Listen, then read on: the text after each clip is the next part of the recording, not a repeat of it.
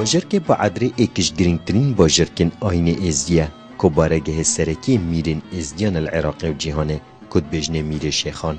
که تایبتمندی و پیروزی و سنگا خوهه الدف آین ازدی و تخا جواک ازدی. بعدر سنتر ناحیه سرب قضا شیخان و تکفیت باکور روشحالات باجر موصل بدیراتیا 5 کیلومتران و روشحالات باجر دوک بدیراتیا 32 کیلومتران کپرانیا آکنجین و کردین ازدین و اداریان سرب پارزگاه نینوه.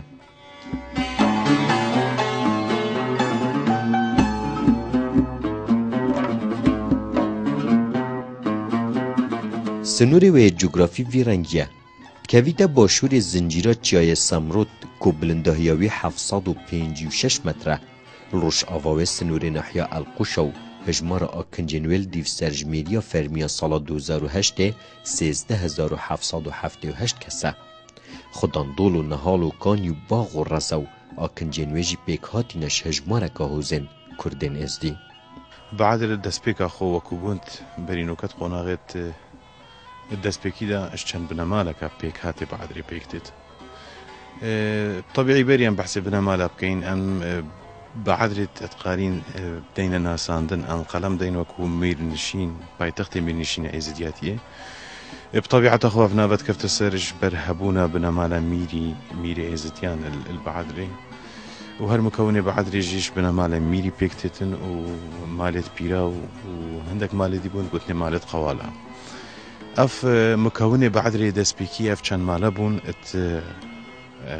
تقوندي دا كوي محصور بو رقعك جغرافي بتني دا أو جي دورو بريد مالا ميري بو قصرها ميري و توی مرحله دا اواکو پیکات بعد رجبانشان مالا پیکتاتن طبیعی زوربای خلکی السر خودان کرنا آجالی ترشو طوالی و چاندنی و بطبيعته خو مجتمعك زراعي بدائي بو جيانا وان سروي چنده بو كو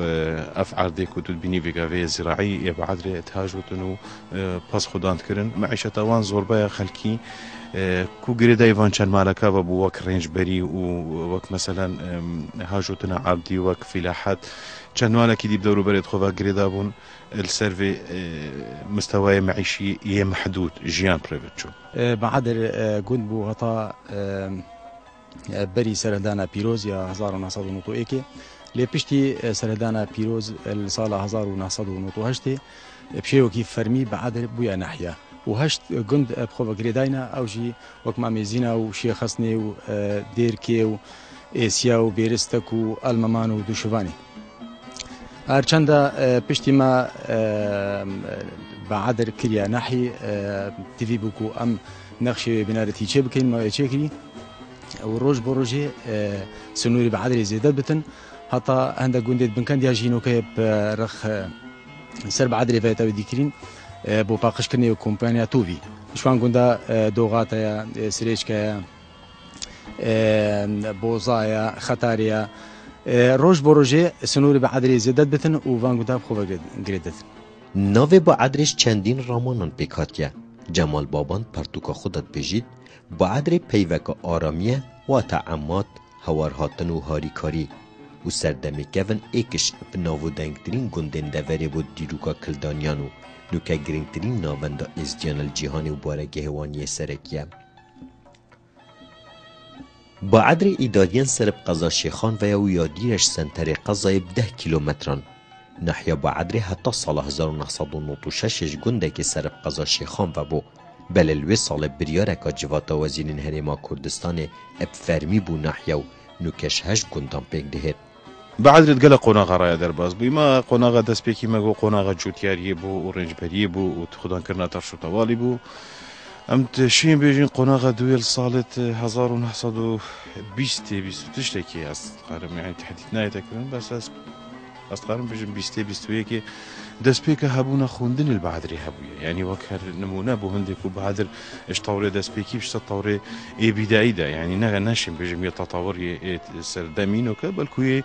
قناغة دوي وابزانم جي وك أول مدرسة في نافي رحمتي عبد الكريم اكش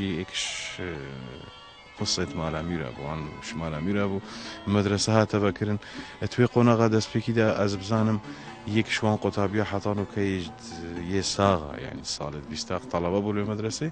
إجبر هندك أقرأ أو مدرسة تدا دائي خستن والبشتي فترة كدريش يعني صالة بيستو هشتي حطاسي هي ديسان مدرسة جارة كدي دست بيت كتل بعدري بطبيعة أخو يا تاريخي أوي قناغي حتى قناغا بيستو هشتي هندك دافرين دي خلق قصدا بعدري تكتش هندك دافرين دوروبر يعني حتى حدكي بعد الماستر اللي تيتم ديسان او قناغي مدرسه ورشرخانه كهويت بعدري داش لاي هزري مثلا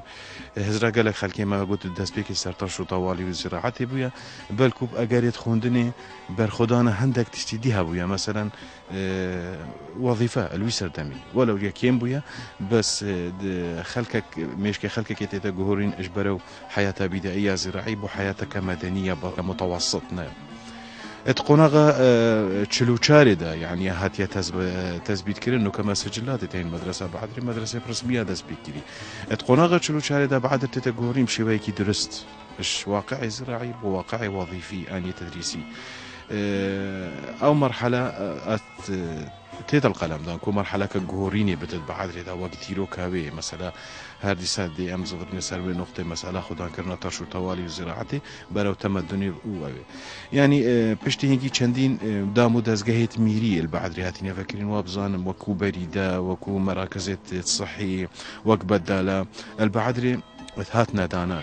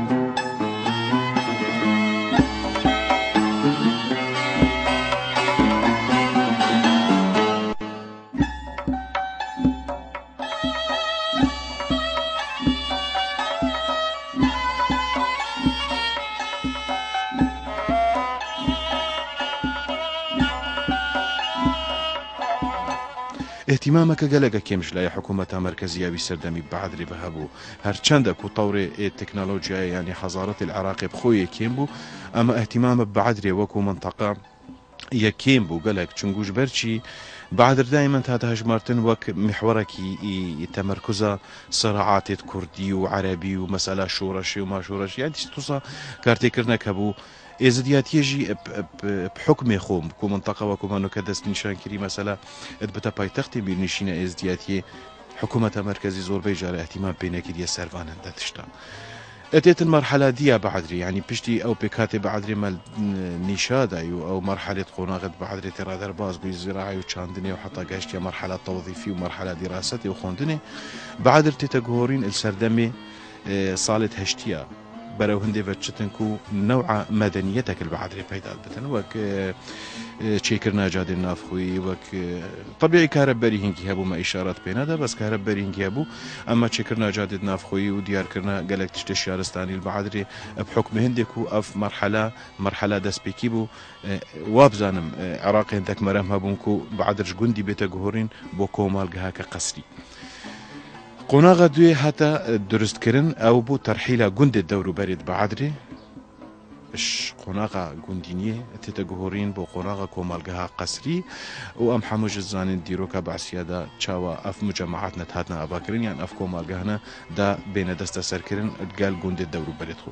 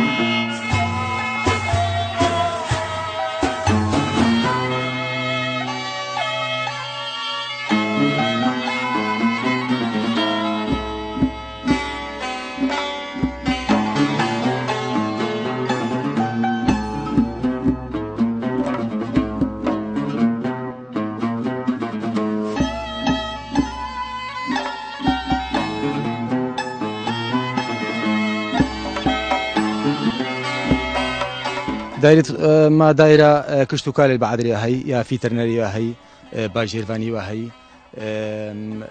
إشبلي دامو دزجهين ميري ديتر وك آمادة بعدري وهي چندين مدرسة زاروكا ابتدائية هين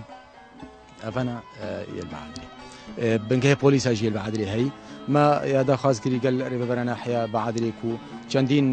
دايري دي بين دام زرادن وكيل نفوسي دايره نفوسي وك بنكا كي بيت تشيكرن البعدري دائره اگر فامراندني بيت تشيكرن البعدري ما يادا خاص كري ان شاء الله دي نجيب تشيكرن بروجين ده هذا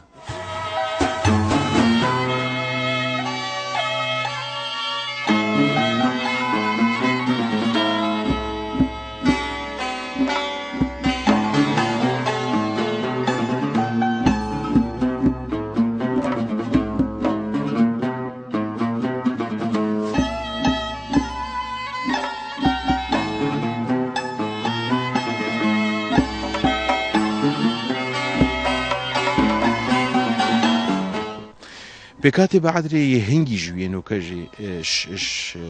اكان بيجين شلاي عشيرتيفا اجي شلاي جواكيفا ما قد او سيچار مالت سركيبون ديسان بيشتي او كومالغها هاتيا دروس كرن او كنت دور بر هاتينا سر بعدري چندين عشيرات البعدري زيدا بوينا يعني زوربايا ان عشيرتها سركيت بعدري دا تشارشوفي ازدياتي دا طبيعي هكارينا پشتی هنگی کم بین بری خوب دینه لایه نکیدی بعد رزه دبوی اوجی ولات الشنگاری وش هویریا قالكت هاتين بحكم نمانا جهلش يعني انا بحكم هندي كو قصتا جهكي امن كان لي بيجي هبيري شنغاريه داخلي بعد ريبون تقوناغت بيش قوناغيا مدنيتي دا يعني ما بين صاله هفتيه وهشتياده او هويري وشنغاري يت مستقر بين البعدري شنغاري جي چند خولكن او جي زوربايا وان سموقي نسموقي شنغاري كوفيغافي اكن جي البعدرينا وطبيعي هويري جي زوربايا وان اش منطقه دورو بريت اطراف قزازاخو هاتي مثلا ديره بوني وبيشابوري وهرديسان اطراف الدورو بريت بري خان كي بتا افاكرن خان كافنلو اما عشيرتي ديت كو هاتينا اتناف سنتري بعدري دا كو بشتي بويا كومالغا ما جندك الدورو دوسي جندك الدورو بريد بعدري هبون جندي هري مازن كو هاتيا خراب كرن سر دستي رجيمي مل تشابرا بو ان ملا تشابرا عندك وصل قلم الدن الزوربيا بخلكيش عشيره حراقنا حراقي نكات موجود البعدري شهر سردمي ويقوناغا كو خراب كرنا جندا وافكرنا كومالغين قصري انه كجيت بينا بشكي سركي البعدري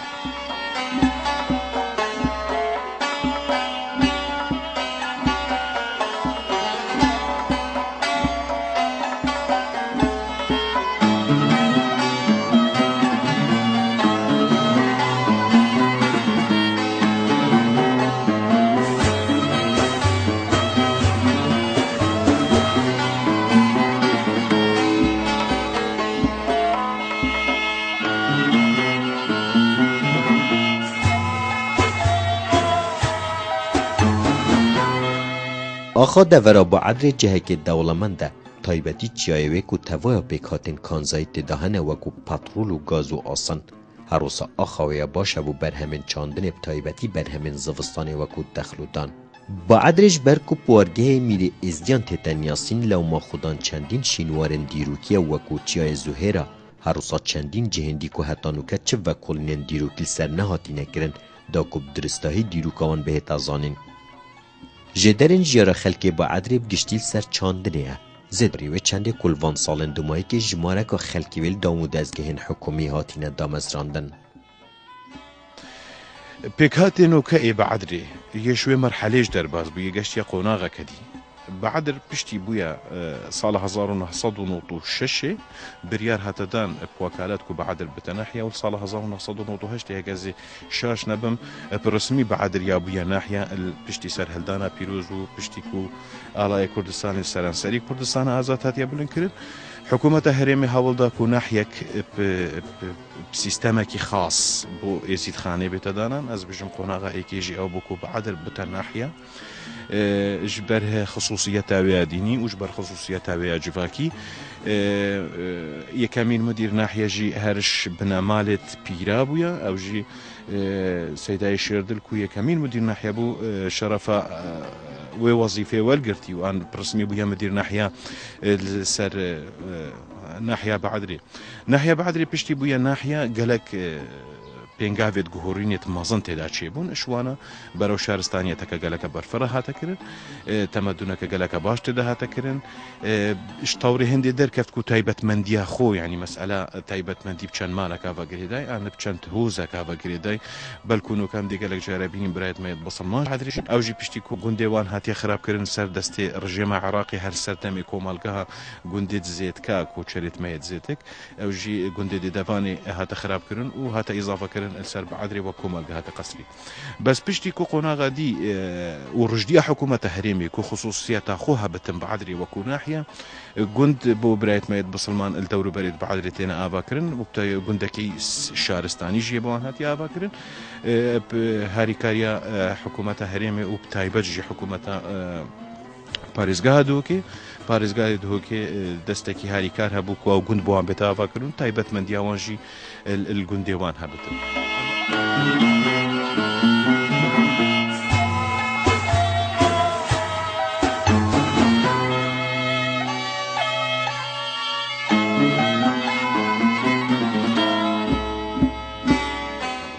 اما بعدرت